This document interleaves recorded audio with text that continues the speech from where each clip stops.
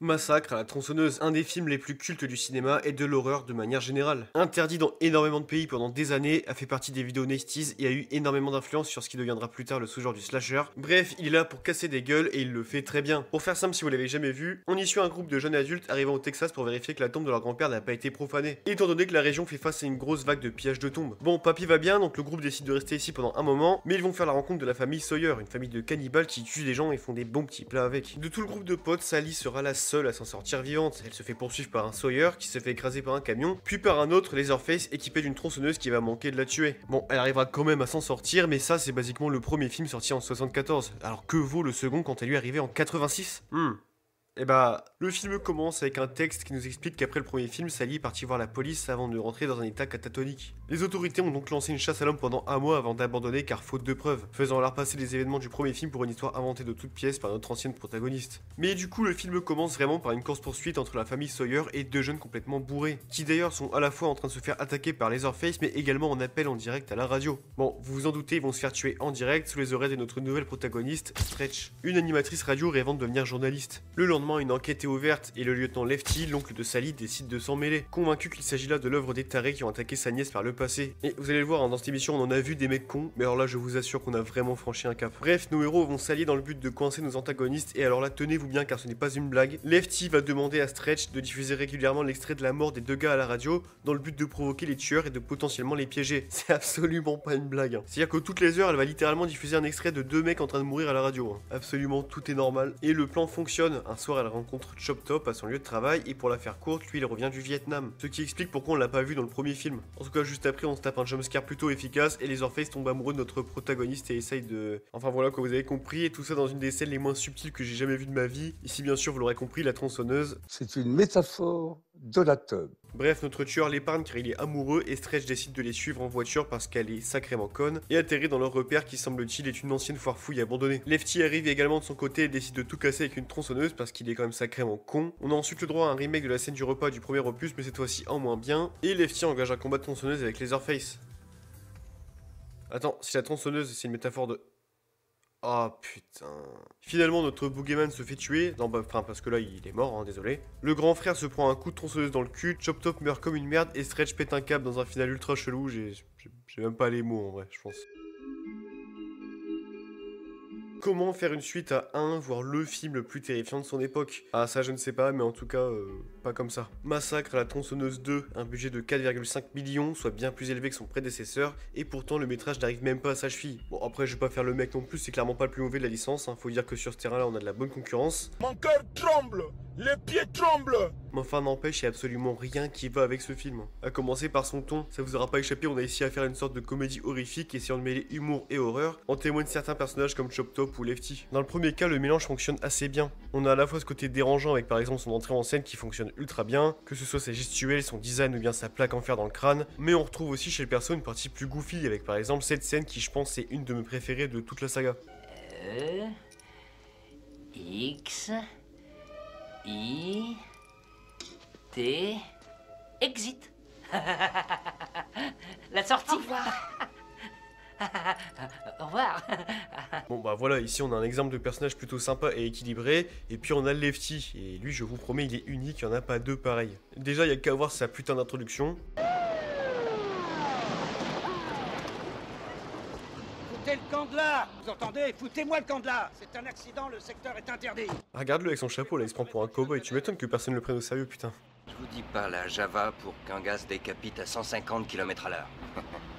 D'enfer. Il est vraiment trop cool et badass. Non, premier degré, Lefty, j'ai conscience que ce côté complètement con et décalé c'est fait exprès, mais le problème, c'est que le perso avait un bon potentiel et on aurait pu faire des trucs avec. Genre l'oncle de Sally qui veut venger sa famille et qui fait une affaire personnelle sur cette affaire. Ça aurait pu expliquer qu'il ait laissé Stretch se faire prendre au piège sans rien faire. Mais non, à la place, on a juste un bouffon qui préfère faire joujou avec des troncs.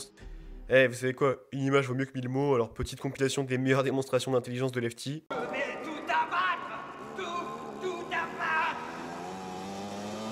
Abattre toutes tes œuvres!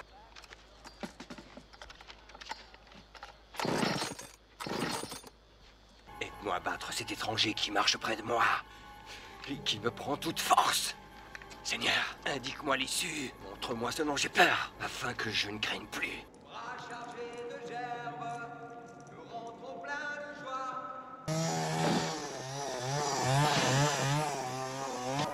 Chassons cette engeance! Brisons tout en ces lieux! Piétinons le démon!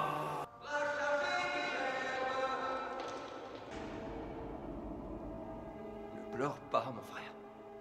Cette fois, je suis là. Je lutterai contre eux. Je ne les laisserai pas faire. Je ne les laisserai pas faire. Je vous refoulerai.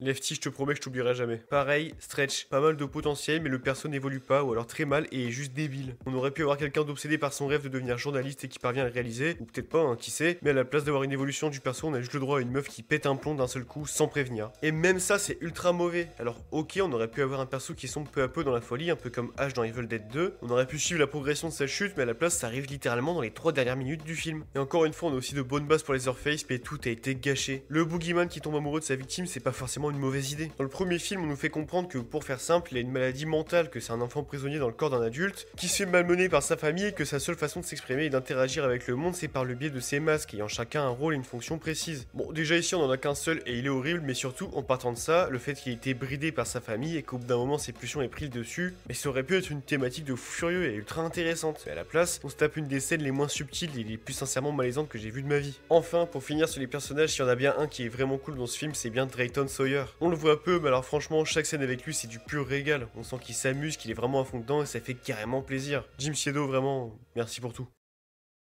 Y a aucun beau plan dans ce film, c'est quand même fou ça. Enfin je veux dire ça va, hein, c'est bien filmé dans l'ensemble et encore heureux d'ailleurs, hein, mais bon, le premier volet c'est quand même le film qui contient ce plan de fou furieux et d'autres très jolis comme celui-là ou encore lui. Et pareil pour le montage, hein, c'était clairement une qualité du premier, ça servait surtout à suggérer le gore et la violence plutôt qu'à vraiment les montrer. En témoigne cette scène, pas une seule goutte de sang, juste un cut bien placé. Si vous voulez en savoir plus à ce sujet, je vous conseille d'ailleurs la très bonne vidéo de Retail Rock sur le film, elle rentre beaucoup plus en détail là où moi je me contente juste de survoler le sujet. Mais bref, tout ça pour dire qu'ici, bah rien de tout ça, hein, juste un montage basique au possible et c'est bien dommage. Après je demande pas non plus un truc surcoté à la Tekken ou à la Resident Evil, hein.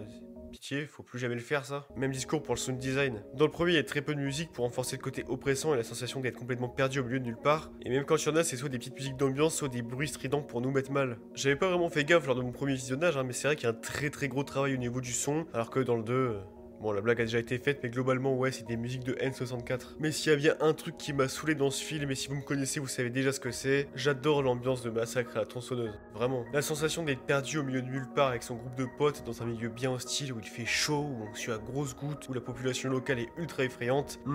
Ouais, ça me parle ça. Et alors la deuxième partie, j'en parle même pas. Le sentiment d'étouffement, d'être prisonnier du monde de tarés.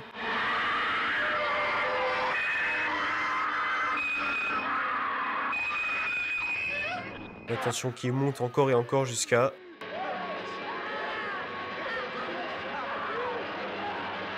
trouver une solution.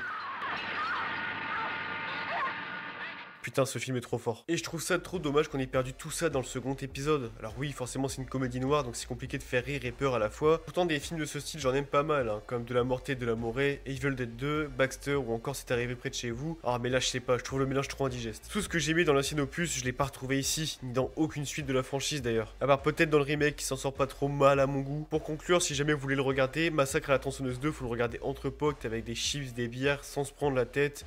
Et voilà, je me barre.